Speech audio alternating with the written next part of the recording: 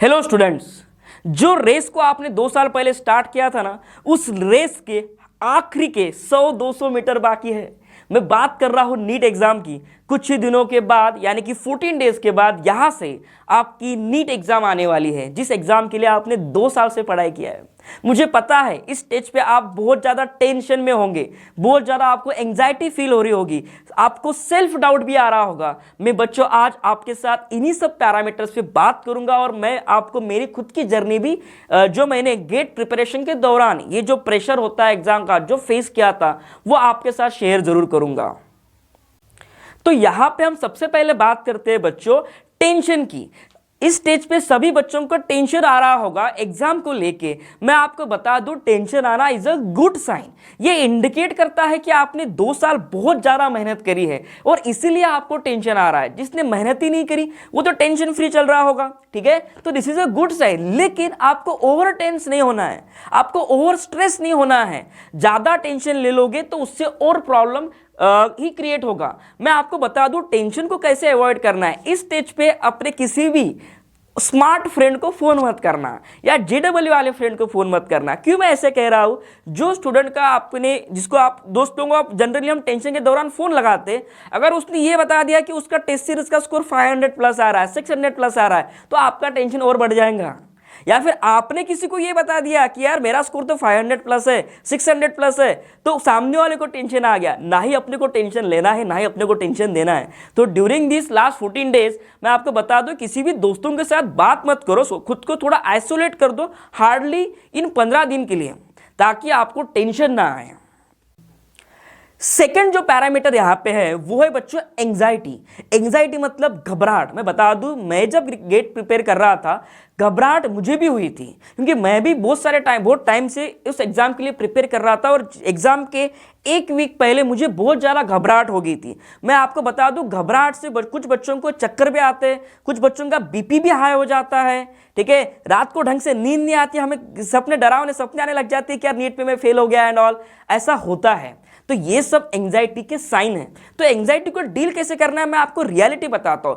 इसको आप कितने भी मोटिवेशनल वीडियो देख लो उससे आप एंजाइटी को डील नहीं कर सकते। एंजाइटी को हमें खुद से ही लड़ना होता है, हमें खुद से प्रिपेयर रहना पड़ता है कि यार नहीं घबराना नहीं है करके, खुद पे भरोसा रखना पड़ता है, ठीक है। अब सुनो यहाँ पे मेरे से क्या गलती हुई थी। लास्ट 7 दिन पहले मैंने बहुत ज्यादा जंक फूड खा लिया था और उसके कारण मेरी बीपी भी बढ़ चुकी थी। तो यहां पे आपको कुछ भी करके बच्चों जंक फूड नहीं खाना है। आपको चाय का इंटेक, देखो बहुत से बच्चों को चाय की आदत होगी, चाय का इंटेक बढ़ाना नहीं है। रात भर आप पढ़ाई कर रहे होंगे तो 2-2 बजे चाय पीने की किसी को आदत होती है, प्लीज चाय को अवॉइड करो, क्योंकि उससे आपकी एसिडिटी बढ़ेगी और एसिडिटी से एंजाइटी एंड बीपी ये सब प्रॉब्लम स्टार्ट हो जाएंगे। तो इसे अवॉइड करो। साथ ही साथ आपका जो मसाले वाला फूड होता है प्लीज उसे भी अवॉइड करो, उससे भी एंजाइटी बढ़ती है, ठीक है। तो ये हो गया एंजाइटी को डील करने का सबसे आसान तरीका। इसमें बस आपको खाने पे कंट्रोल करना है। थोड़ा हेल्दी फूड खाओ, थोड़ा फ्रूट्स वगैरह खाओ, थोड़ा ठंडा चीजें खाओ, ओके। तो ही जाके एंजाइटी से आप डील कर पाओगे। यहां पे थर्ड पॉइंट जो है बच्चों वो है सेल्फ डाउट। सेल्फ डाउट यानी कि आपको खुद को ऐसा लगेगा कि यार मेरा इस साल नीट में सिलेक्शन नहीं होने वाला है। आपको ऐसे मतलब थॉट आने लग जाएंगे कि यार नेगेटिव थॉट, जिसको हम कहते हैं कि मेरे से ये साल नहीं होगा, मैं तो अगले साल एक अटेम्प्ट दूंगा, मैं तो अगले साल नई सिटी में चला जाऊंगा, फिर अच्छा अटेम्प्ट दूंगा। देखो ये सब चीजें नहीं करना है। खुद पे भरोसा रखो। आपने 2 साल मेहनत करी है, खुद पे भरोसा रखो। तो यहाँ पे मैं बता दूं कि सेल्फ डाउट आने के रीजंस क्या है, पहले ये समझो। सेल्फ डाउट बच्चों को अक्सर इसलिए आते, अगर हमने कोई टेस्ट सीरीज दे दी, मॉक टेस्ट सीरीज आपकी चल रही होंगी, उस टेस्ट सीरीज में अगर आपका स्कोर कम आ गया तो वहां पे ही हमें सेल्फ डाउट आता है। स्कोर अच्छा है तो कुछ ऐसा नेगेटिव थॉट नहीं आता, लेकिन हाँ स्कोर कम आया तो सेल्फ डाउट आता ही आता है। तो यहां पे मैं आपको बता दूं कि बच्चों आपका जो मॉक टेस्ट है ये फाइनल डेस्टिनेशन नहीं है। फाइनल डेस्टिनेशन तो हमारी नीट की एग्जाम है जो 7 मई को होने वाली है।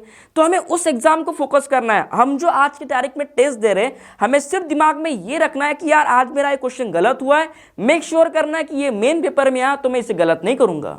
बस मॉक टेस्ट को इसी पॉइंट ऑफ व्यू से रखो, इसी मेंटालिटी से रखो, तब जाके आपको सेल्फ डाउट नहीं आएगा। अदरवाइज मॉक टेस्ट के कारण बच्चों को सेल्फ डाउट आते ही आते हैं, ठीक है।